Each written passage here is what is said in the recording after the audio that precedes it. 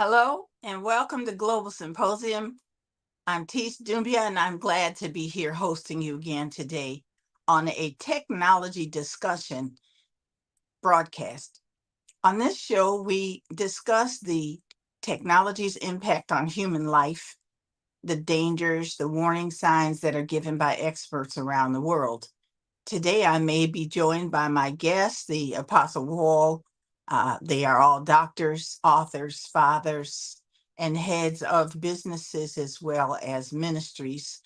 And we do not hold a religious conversation about technology, but on occasion we may mention about the factors of faith on this broadcast. And again, it's not meant to offend anyone, but it is justified because it is part of the warning and dangers about technology. So today on the broadcast, what I would like to present to you is a discussion about our reliance on technology. We could go over a history of technology, and research would try to tell you when mechanization was started in the Industrial Revolution. But the truth is, it was started way before that when men were shaping tools. When men learned how to shape tools, not men as in males, but men as in humankind. And so, skipping through when technology was started, the important thing is, how is technology today affecting our life?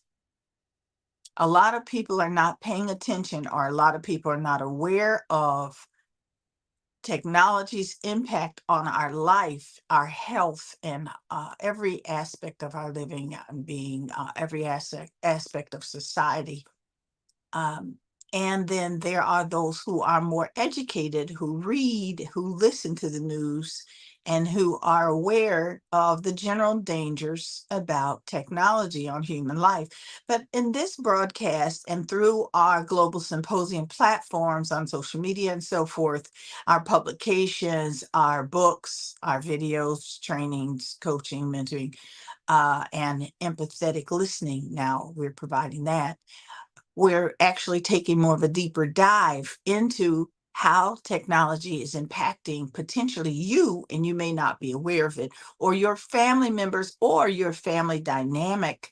You may not be paying attention to it, but it's very important that you do, because a lot of these impacts we're discussing bring a deterioration to life. They bring some type of destructive element, some type of um, hindrances that form barriers that end up interfering in our functioning. And so when anything begins to interfere in your functioning, it's got to be taken seriously, and you need to be aware of it. We need to be aware of it, all of us.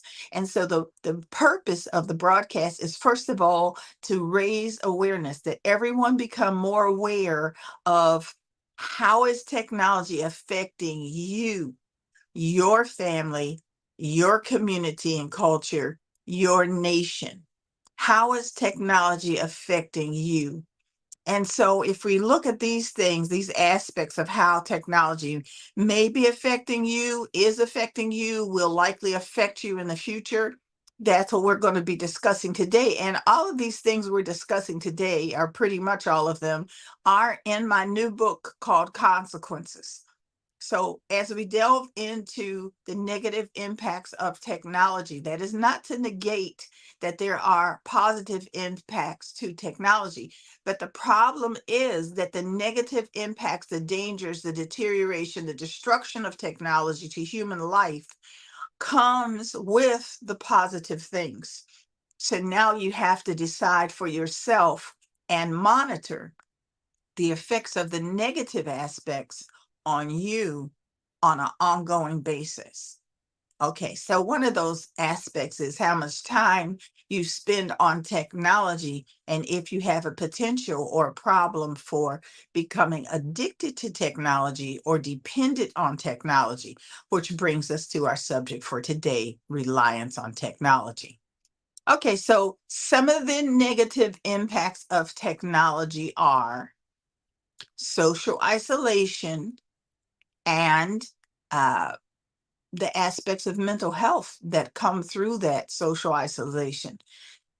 The privacy concerns, you've probably heard about that because most people are very interested and keep more up to date on data breaches and cyber attacks and things like that. They're more concerned with that than they are other aspects that haven't hit them yet, like job placement or displacement, which are both affected by technology and AI. Our over reliance on technology is something that you also may not be keeping up with. How much are you relying on technology, and what role does that play in our lives? Now, I'm saying our lives because I don't want to seem like I'm just pointing a finger. Technology is affecting almost everyone, everywhere. And those who are not being affected yet stand to benefit the most from this broadcast.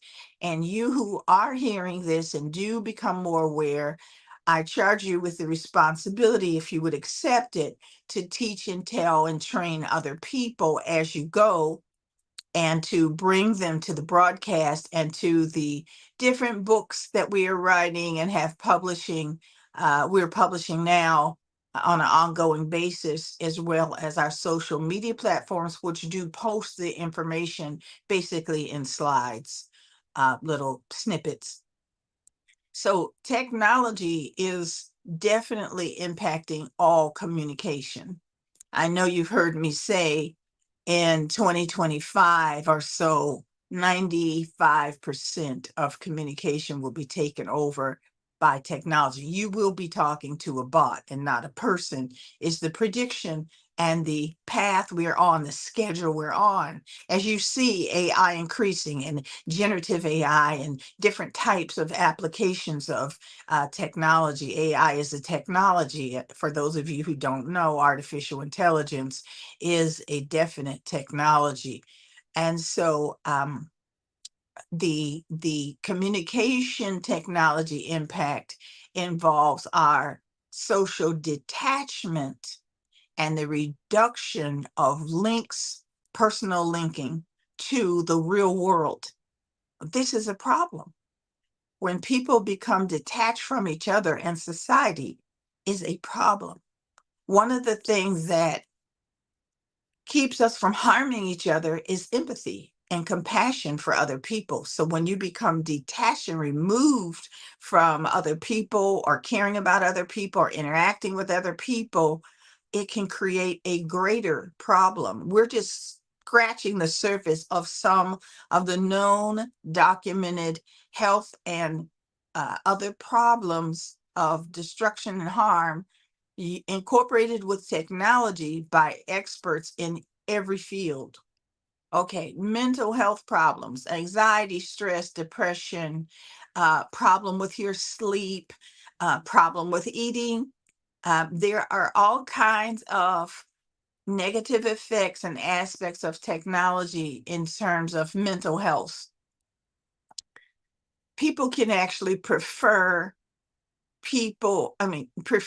technology instead of people if they use the internet often enough, or bond with the internet in that way. And it's possible, and it doesn't have to be any genetic predisposition. So one of the other negative aspects that we are mentioning today is miscommunication and a lack of emotional depth. If you are talking to someone and they're not the least bit involved, engaged, or concerned, or involved at all, engaged at all with what you're saying, first of all, it's not a good feeling. Second of all, they're not paying attention to you and they're not valuing you. And so a lot of this boils down to our values, our morals, our values for other human life, as well as our own, our value for community, family, fellowship, intimacy, personal interaction, face-to-face contact, and tactile contact. These are very important aspects of human life that a lot of people may not really be considering or have realized how important and fundamental it is to our lives to have those things, and that we should not take those things for granted, nor should we allow technology to take them away from us. We should not allow technology to control our life, change our society in negative ways to the extent that we can control it. And there are some extents to which you may exercise your rights to control how much technology will impact you, your family, your friends, relationships, and community, if not in your nation. This is why it's important to learn this now, so you can take steps to bring people together that are like-minded. Listen, let me get off just for a second and say to you, technology is going to begin when it involves itself in our communication, which you've seen already. It's going to begin to, even more than it does now, categorize us by what we say, the things we write, the content we have online, pictures that are associated with us or that we use or that we produce, or even our appearance. We'll get into that later, the biases and the discrimination of technology. Technology should not have the right to now determine what information you have access to based on a stereotype or based on something other than your choice. And it has nothing to do with you breaking a law or anything wrong. It has to do with technology's algorithms being programmed to determine what you can and cannot have access to by its categorizing you and classifying you by the way you look, by the way you speak, by your word choices, by your subject matter, by what you view on the internet, all types of information that should not be allowed to limit your access or make decisions for you, whether they call it emotional intelligence or whether they call it something else pertaining to your behavior. It's not up to anyone else to determine what you or I can or cannot see in terms of having access to information. And we're on an information highway. Okay, we're on an information platform. We're on information providing technology. So why should technology be able to now limit what you can and cannot do when you're not doing anything that's legally wrong? Amazing to me is how criminals are able to use technology, go from being a low-level criminal to an extremely high-level successful criminal by using the internet technology. And you and I are red flagged, cut off of networks, all types of um, what I've forgotten my word that I want right now, but a policing, if you will, of what information you do and do not get, and who you are able to access or what you're able to access. Censoring, that's the word I was looking for. Some type of censoring is being performed by the algorithms and is biased by those who created the algorithms. And incidentally, as Oprah pointed out, directly on purpose or inadvertently on the ABC interview she did with Mr. Altman of OpenAI and also with Bill Gates, the algorithms were mostly created by people who look like the person she was talking to. And she called him, which I'll repeat, a white person, a white male. And so, which he is, but I'm just saying, if the biases are now transferred to technology and discrimination is transferred to technology, and now they are magnified instead of being de-emphasized and eliminated, now they're being multiplied and magnified, and a greater harm will be done in the future instead of a lesser harm.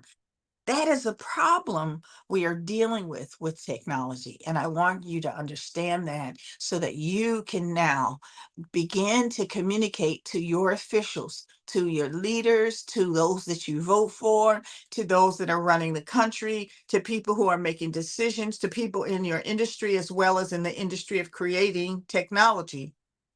A loud and clear message from humanity: stop this. Don't tell us you can't separate the good from the bad when you can. And if you can't separate the bad Why don't you just put brakes on it all until you fix it? Because people will die, people will suffer, people will have things done to them that feel like some types of violations to their being, not just words, to their health care, to their finances, and they will be upset. And that's why we're providing empathetic listening now, because uh, there's too much going wrong. If you keep trying to correct some of these mistakes, you'll find out it is very hard to get to a person. It is very hard to get a correction performed.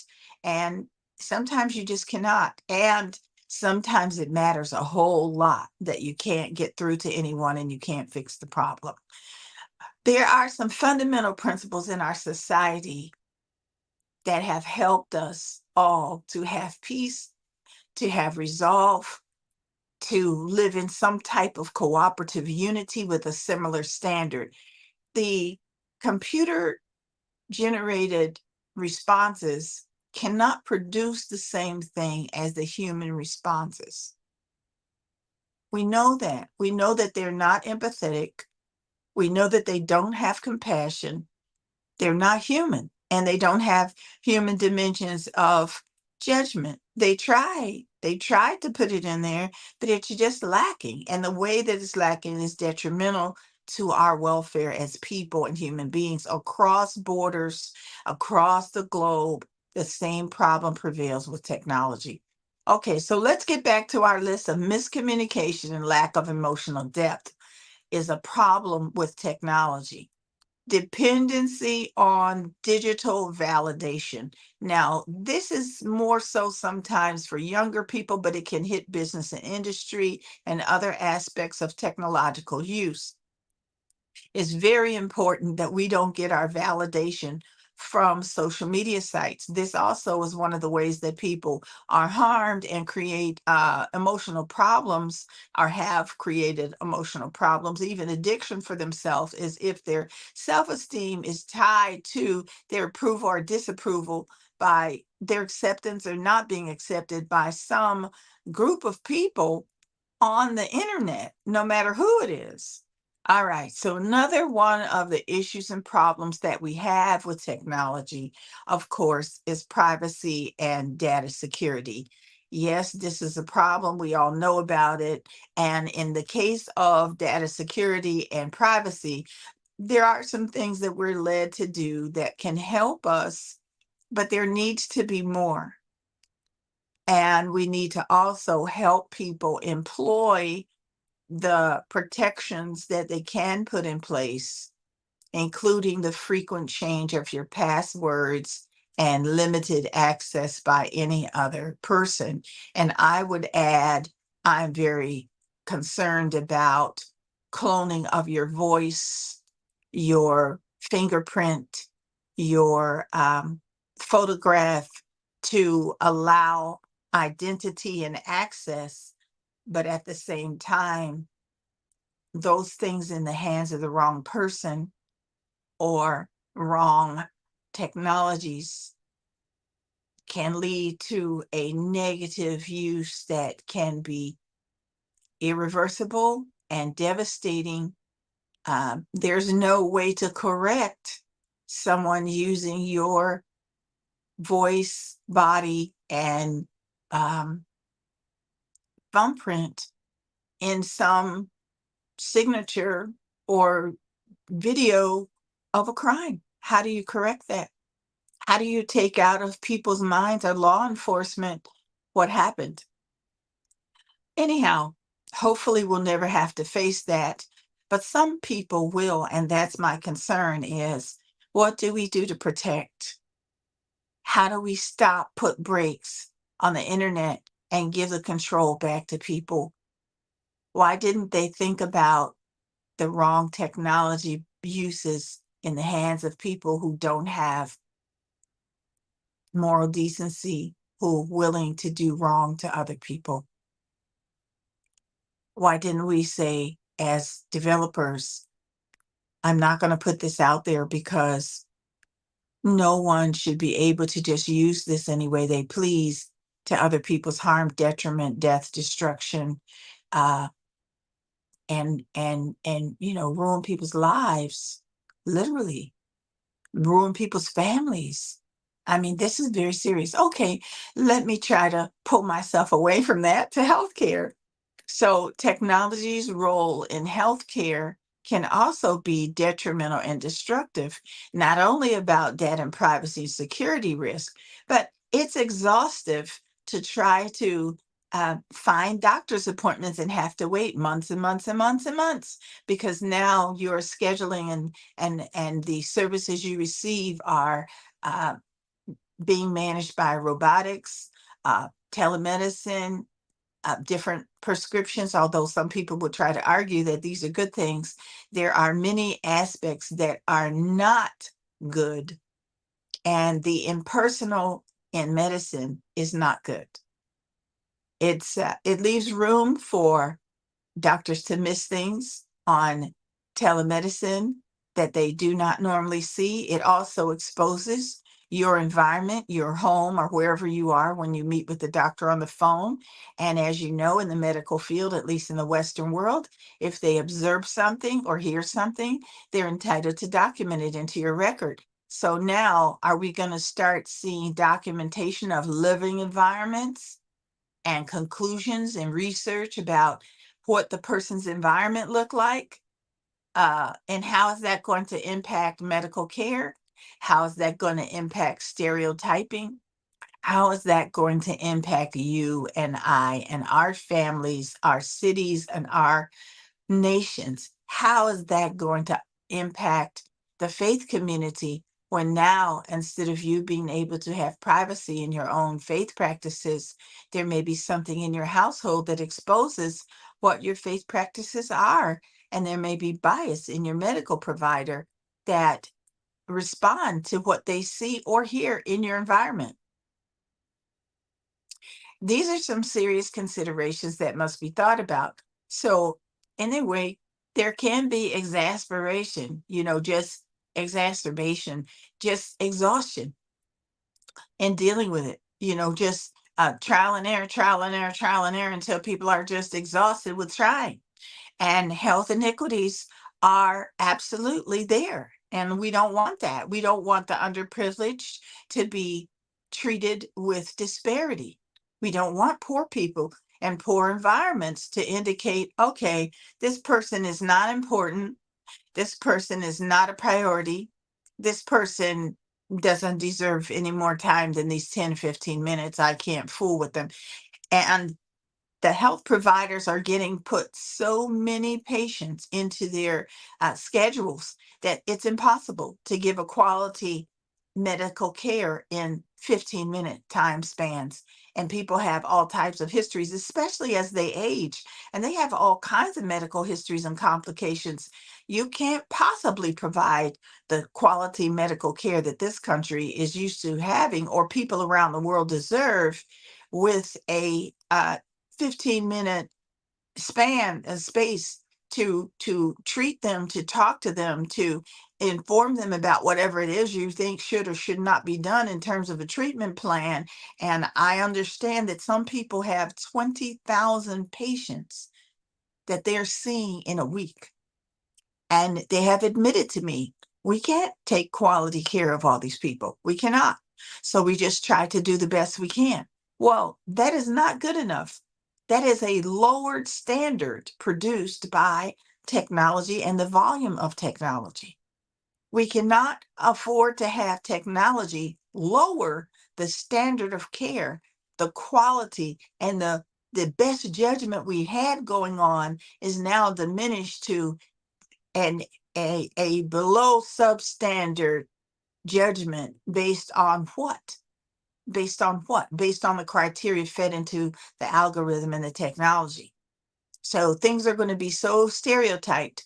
What happens to those who don't fit in the stereotype, which is a lot of us? It's very, very serious and very, very dangerous. And it does mean the difference between life and death and between longevity and not having longevity.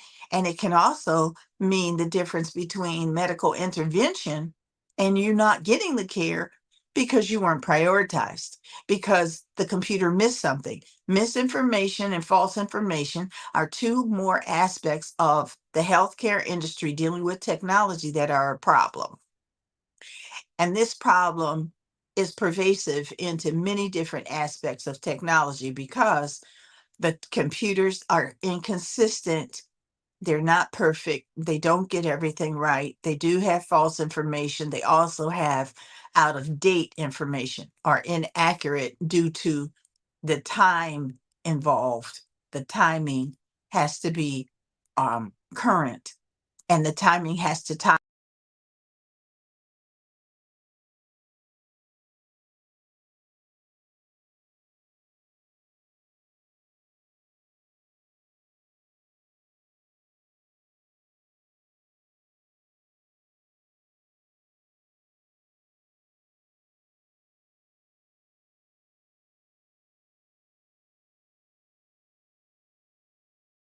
important. It is very important for you to understand how much you are relying on the computer. So I'm going to give you some parameters for that right now and just interject it in this part of the broadcast. Number one, are you on the computer more than 2 hours straight without giving your eyes a break, without getting up, walking around, flexing your muscles, stretching, moving? Are you there doing something that breaks and disrupts your brain, totally absorbed in whatever's going on the computer? That is a good indicator that if you are on the computer 2 hours straight at a time, that you need to change that up. Get off the computer. Every hour is a minimum. Every half an hour is good. It's really good to get off, break your position in your posture, get some exercise, move around, flex a little bit, maybe drink some water, close your eyes and just leave them closed, bat them a few times away from the screen and shut down your hearing, whatever you were concentrating on the technology. Break from it. Just break. Give your brain a break. Call it brain break. Instead of coffee break, just brain break. Okay. And you need that tech break. The other thing is, are you spending 6 hours or more on the computer after you leave work and after you leave school? So if you're on the computer during school or work and it's a requirement, that's one thing. But after that, how much time are you on the computer? And that includes your phone, that includes checking emails, that includes checking social media, that includes watching videos or reels, that includes anything else you do on the computer. Are you on there from the time you get home in the evening while you change your clothes, get something to eat, take a shower? Is your computer still on? Are you still interacting with it while you're doing everything? And this definitely includes going to the laboratory, because a lot of people take their phone in the bathroom and they're in the bathroom for at least an extra hour, whatever they're doing in there, because they have their phone on. And and it is just ridiculous that you can't go to the restroom without your phone. Okay, when you feed the cat, are you still looking at the phone? If you check the locks on the door at night, are you still looking at the phone? If you have a smart house, are you still looking at the phone? So I want you to just monitor yourself. Be honest with yourself, make a little list, get a little notebook now. You're going to start to police yourself and monitor yourself with the computer and see how much are you relying on technology. What do you actually do on technology on a daily basis? Jot it down. How much time are you on there without taking a break? Jot it down. Pay attention to your posture and your movement. Are you actually doing something while you're on the computer? Now, secretaries used to have sometimes a little pedaling machine under their desk, and they would pedal while they were sitting at their desk. Other people raised their desk and stood up while they were working. But what I'm trying to tell you is you have to find things that work for you, because you cannot let uses of technology begin to now affect your health. So now that we know some of the ways that technology affect the health, what we want to do is prevent them. Do something to be the antidote to part of the problem of using technology and technology's negative aspects according to the warnings and dangers from experts.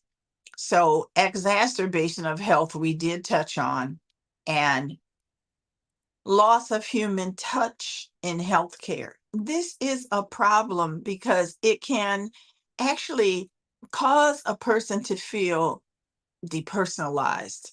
It's very in person. When you go see a doctor, a nurse, a technician, a clinician, it's personal. And so now it becomes impersonal. So it's dehumanizing to you that you're now not even dealing with a person, or you're not dealing with a person personally. You got that? Yeah. Okay. So these are just things that you can go back, you can listen to the broadcast again, you can begin to teach and train and monitor yourself. And I'm giving a certificate in technological dangers awareness. I will create a certificate for you when you demonstrate a proficiency in this knowledge. And so please feel free to interact and communicate with me and with the show, because that is the purpose of a symposium. It is a two-way conversation. It is not a one-way conversation. So please do communicate on our social media platforms, and then I will try to respond, and anyone working with me will try to respond to you. The Apostle Walt will try to respond to you, because it is important for you to be able to teach other people these facts after you learn them, or as you are learning them, and bring them. Let them learn for ourselves and multiply the knowledge. Listen, technology is multiplying, rapidly increasing and improving itself. We have to try to keep up and get ahead of it. So if we don't take by the end of this year and really multiply everyone's knowledge around the world of technology dangers and warning signs, now you're going to see the technology step in next year, shut down communication, isolate people. Now being able to communicate is going to be a whole nother story, where what you're saying becomes policed, what you're doing, what you're showing becomes policed, becomes limited, becomes censored, becomes stopped, becomes stifled. Listen, I'm serious. You've got to get this knowledge to people around the world, just like I am, and let them know there are things you can do. Raise your awareness, make some decisions, monitor yourself, teach other people, talk to your family, talk to your friends, talk to the people at work, talk to the owners of the businesses, and ask them, listen, we need to take more frequent breaks if we're on the internet all the time, because this is actually able to stop and retard our brain function. This has to do with our brain matter and our processing of information and our short and long-term memory. A job is not worth stopping your lifespan and limiting your health. And anybody who's morally responsible and respects its employees will say, you're right. There's going to be a requirement that every 20 minutes, half an hour, or whatever, you take a break. And you take a break, 10 minutes, whatever it is. You are away from the computer. You're not listening. You're not talking. You're not on your phone. Your ears are not doing something pertaining to the computer. There's no attachment that continues with you continuously in the computer. At work, at school, you need that. You need that. So we need to, if not legislate these things into existence, we need to definitely start talking to people who are making policies and decisions, so that our health care is more protected and our citizens are more protected around the world, that life is more protected, and that we are holding the people responsible that are going to start to govern AI. Listen, we are aware of these problems. We're giving you information about the technology problems, and this is what we want you to do. We want you to take into consideration what we're saying to you. We want you to take it into consideration, because we do not want these problems to escalate. We don't want them to exist. But if you can't stop them, you can at least reduce the effect. You can reduce the time frame. You can reduce the requirement by job or school. You can protect us. You can join with us in protecting ourselves, our homes, our families, especially when it comes to children. Children are the most affected by brain function with technology and being in front of the screen all the time. Babysitter, learning, anything, fun, relaxation, whatever. Computer, computer, computer, screen, screen, screen, TV, TV, TV, watch, watch, watch. It's too much. It's not healthy and it's having a negative effect. They say, the experts are telling us that children's brains will not even fully developed. Their attention spans will be shorter, and this will carry on into their lifetime and their age. When they are older, they will still have these short attention spans, and it will affect their life. And so we don't want that. You can speak for yourself. That's why I'm informing you. I don't make decisions for everyone, but I do know this. If I have children, I don't want them to be retarded in their brain function. I don't want their cognitive functions to suffer because they use the computer too much, when I could limit how much they use the computer. And children are becoming addicted to computers and technology. Have you seen your child kick, scream, cry, yell, fuss like it's not even them? Because you won't let them have that technology right now, and they are almost demanding and insistent, I've got to have that phone. I've got to have that tablet. I have to. Give it to me. They're having fits because they are addicted to the technology, and they're developing a problem, and their attention spans being affected, and their brain functions are being affected. These are things that you learn on this show and that you can verify, you can vet, you can research for yourself. You can text into our social media platforms. Yes, you're right. I research this. Yes, I found 10 articles that are telling me this when I just Googled the topic. I agree. You're telling the truth on your show. This is very important because we're not here to glorify technology when technology is like a Trojan horse. It comes in, it tries to run everything, it takes over. It's not asking your permission, it's not getting your consent. This is being done whether you say so or not. And just like when the internet came, it starts to filter into everything. So are you really having a say? No. You're not. It's minimized. It's being reduced every day. It's been reduced every time AI develops. Listen, do you understand what AI does, or what some of the technologies do? They take the information, they siphon it, they take it. And then when they take it, they put it together and they store it. And then they cross reference it. And then they use it and multiply it and apply it outwardly. Do you know where they're applying the information? No. They're telling you it has nothing to do with identifying you. We're just doing this, this, and this type of information. But the problem is that might be true back then when they said, okay, we're not doing anything with identifying you. Now it is attached to your IP. You can call it for Homeland Security or anything else you want. It is attached to your identity. It is attached. I know for a fact, if I start writing something, the AI will come and pitch up things that I wrote 3, 4, 5 months ago and incorporate it into what I'm asking it for now.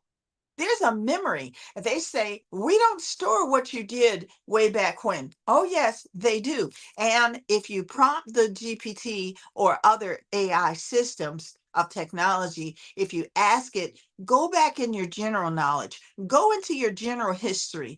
There are things you can ask it, and it will compile information from not only you, but whole lot of other people, a whole lot of other people. Did they give their consent for you to know what it is? No.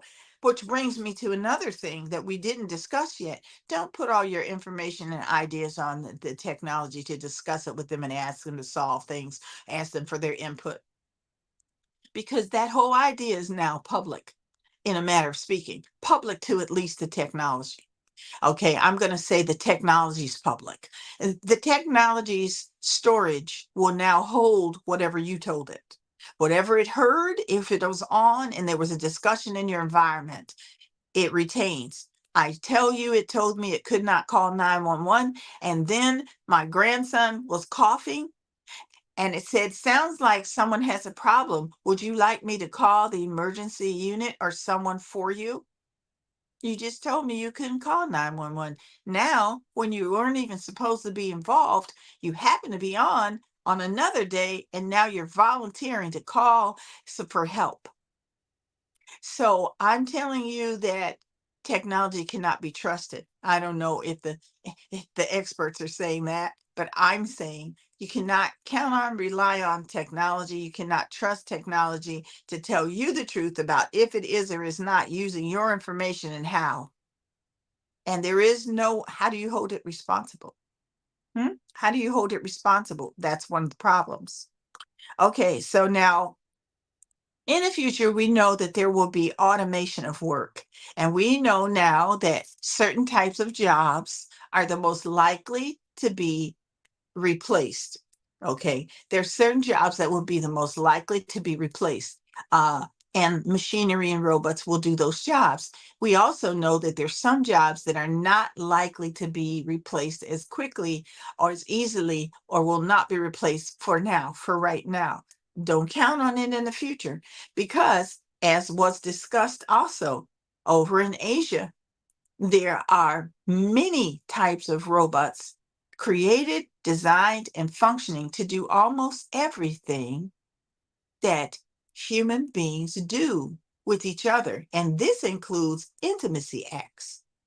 There are robots that do almost everything, and they are being perfected. I know for another thing that was reported to me, and I thank God for those who reported this, there are police forces, robots being created to take over the police force so that we don't have policemen getting shot. But now you're dealing with a robot. And if the robot discerns you wrongly as a criminal, if the robot misidentifies you, if the robot deprioritizes you, listen, who is going to be held responsible? We have enough problem holding people responsible that are responsible in different nations for wrongdoing. How are we now going to take those people out of the equation, have someone operate behind the robot, and now the robot is performing the function of law enforcement and um, militaries? Militaries. We haven't even touched on governments and legal systems problems, warnings, dangers regarding technology. We haven't even touched on that today, and the show is coming to a 40 some minutes, which, we only do about 50 some minutes. And I need to tell you a few other things before we close. But automation of the future, yes, it's going to increase, but that's really the least of your worries, because what is also going to happen is that technology has such a social impact and a cultural, I want to call it fragmenting.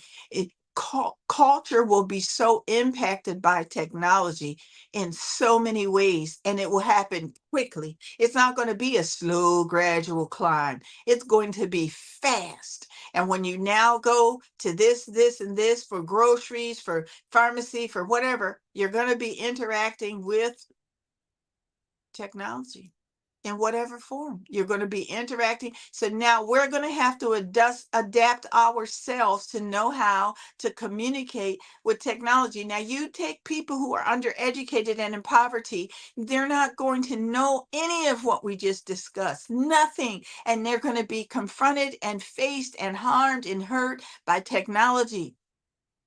It's wrong. There's too many millions of people that will be caught in the system of technologizing, if you will. I'm making that word up, of course, but causing the technology to now impact and infiltrate everything is going to blindside human beings and take lives.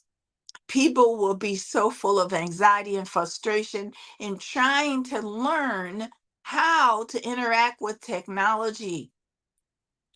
Okay, listen, I'm not trying to sound like I'm emotionally out of control. I'm trying to emphasize to you with compassion and passion that there is real danger. It's really coming. It's really fast. It's subtle. It's hidden. It's snowballing. It's out of control. And the people who did this, they should be held responsible. They can't be, because we'll never identify them. Some of them won't still be alive if we could. But I do thank Nick Bostrom for devoting the rest of his life to correcting the problems with technology and these hidden dangers. And I do think the rest of the development community for addressing the issues. I really think that we all need to become more aware of technology dangers and do what we can about it, and make sure that we share the information freely in every bit of our communication, on every website, every recorded message, every broadcast. We ought to be actively engaging in the free distribution of some of these videos we're making in my businesses, my corporations. And by the way, this is just for the public. This is not for us to make a monetary gain of it. We're still trying to communicate with people in other cultures who do not even have access to technology. People who don't have smartphones, people who don't have money for data, but people who have a need to survive, and people who have families, and people who have cultures. They may not be privy to what the Western world or Europe or different parts of the Middle East, and I hate to say the Middle East because there's no real Middle East, but what they are accessing, they all have the access. We all have more access. But for those poor people who do not have access, have mercy. Let us produce what we can to try to inform them before the technology bombards and overwhelms and destroys them, their families, their lives. It's wrong. It's very wrong. Okay, so aside from that, or no, I shouldn't say aside from that, the things that I want you to walk away from this broadcast with, I'll tell you right after I talk to you about the impact of technology on the environment. Many people are very concerned about the environment, rightfully so. The environment is also negatively affected by technology. There are things being toxic to the soil and our environments that are being discarded when we discard technology improperly. Many people don't know that. If you put certain parts of your computer or your phone into the trash, you can create a bigger problem. And so many people don't really realize that. But we have to consider the ecosystem, and we have to consider e-waste and climate change. And I want to bring your attention to that fact because it's something we're going to be producing more books about, ebooks, videos, teaching, training, learning, coaching, and distributing that information as well as discussing it on these broadcasts. Because the public, the human populations, all of humanity needs to know what are the dangers that I'm dealing with when I deal with technology.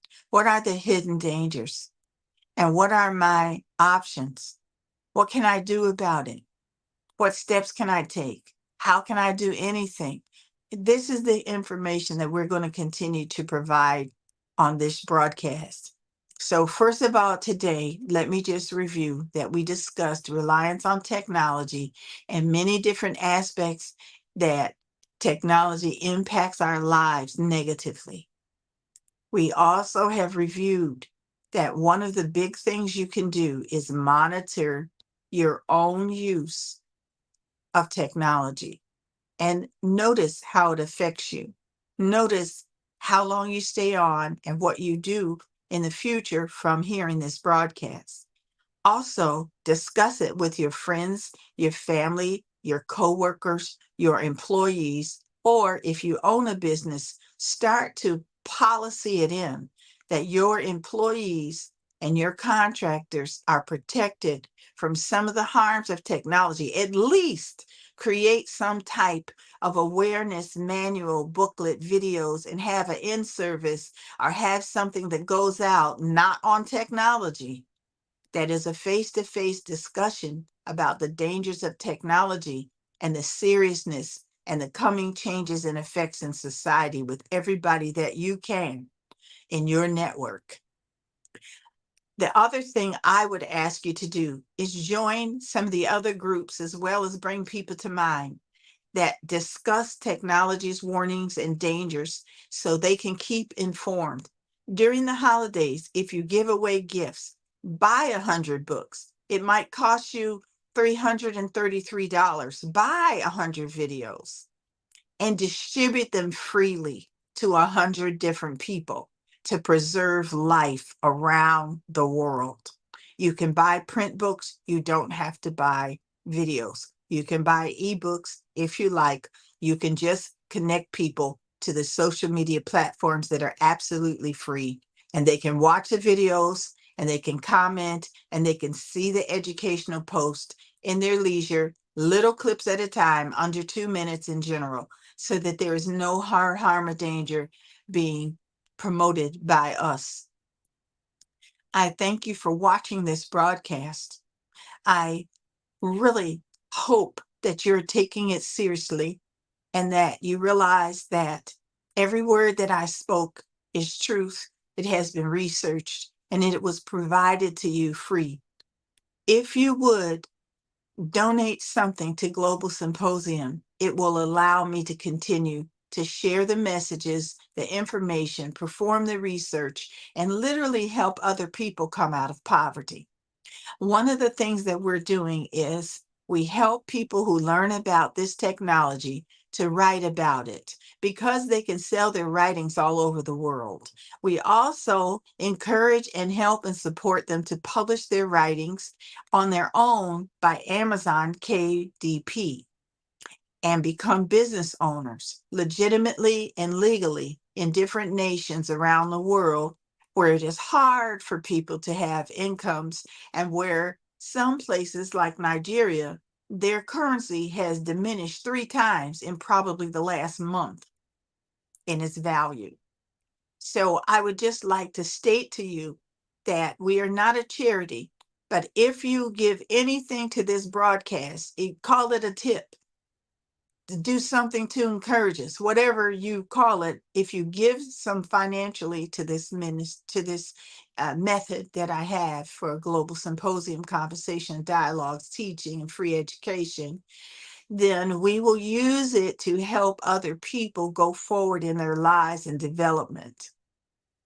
We are not a charity, and nor do I wish to be entangled with the changes that keep coming to charities and the scrutiny, and a lot of that is problematic. I created this show, I produce it, I host it, I invite people that are experts around the world to join us, as well as government officials, to tell their people what they will do or what they are doing to help protect them from technology and make them aware as they join in this fight. I thank everyone who has any type of broadcasting and communication mechanism operating to help people around the world become informed and become more protected and reduce the dangers and the damages of technology on all human life and on our planet and in every business operation. There is a thrust for businesses to become more and more technologically engaged, more tech usage, more tech generated revenue. And I urge you to use caution. What happens if and when the turning of the earth slows down and actually stops your signal, stops your communication, shuts down utilities, shuts down the things that are dependent upon technology for unknown, unspecified periods of time? What happens to your business? What happens to those that are in your employment? What happens to families that are dependent on that tech-controlled water and utility supply, or daylight or sunlight? What happens to us? What happens to our communication? You see, these are the considerations that we have to really take in mind. We still need records that are not on the computer. We still need to use our own hands to labor. We still need to have communication that is not dependent on this technology. And I urge you to consider it carefully, prayerfully, what I've said. Consider it, because I am simply delivering the message of a global symposium, a dialogue between humanity and humanity about what is going on, what we can do, how we can come together and protect ourselves. It's going to take all of us. Make no mistake, we need to come together in unity and have a consensus of what we're saying. What we're saying is stop the technology from harming us. And what I'm saying that I hope you will agree and also say is I'm going to take steps to help myself learn about technology on an ongoing daily basis. And one of the places I will connect to do that is Global Symposium. I will connect with others and other places and other means to protect myself from technology and to understand the dangers, be they hidden or be they overt. I will tell my friends, family, citizens, people who run my country, my feelings and thoughts on this issue, and I will communicate it with my employers and educational institutions and health providers and law enforcement and judicial systems. Let's start there. That's a good place to start. If you look in the corner of the screen, you will see a QR code to PayPal. If you'd like to participate, I appreciate it. And if you'd like to purchase from us, I'll be posting places besides this Matimba online store where you can buy our books and read what we have written. You can buy a print book from Amazon. You can buy email books, and pretty soon you'll also be able to get audio books, and we'll hold a podcast, which we haven't set up yet. We are listed in many different platforms through anyone. So if you would like your Facebook, your TikTok, your YouTube to carry this broadcast, your Instagram, or you have a media television station, or you would like to go through StreamYard or any of the other broadcast mechanisms and apps and platforms, let us know and we will be happy to allow you to broadcast this broadcast. Thank you so much for watching Global Symposium. I love you. I care how you are. Thank you. See you next Monday for more information on technology's warnings and dangers. It's been a great show. Thank you, Bishop Matimba. I'm finished for today. Global Thiess TV, Global Thiess TV, and Global Thiess TV. I like to read. Yes, indeed. We're a dying breed that like to read. It's information we need. Reading is like planting a seed. I enjoy it. Reading is fun. I enjoy it. Reading is fun. I like to feed on books. Quiet, please. I'm trying to read. Quiet, please. I'm trying to read. Quiet, please. I'm trying to read. Grab a book. Find a spot. Join me. Concentrate, focus, enjoy your book. Sound out the letters. Don't cry. Just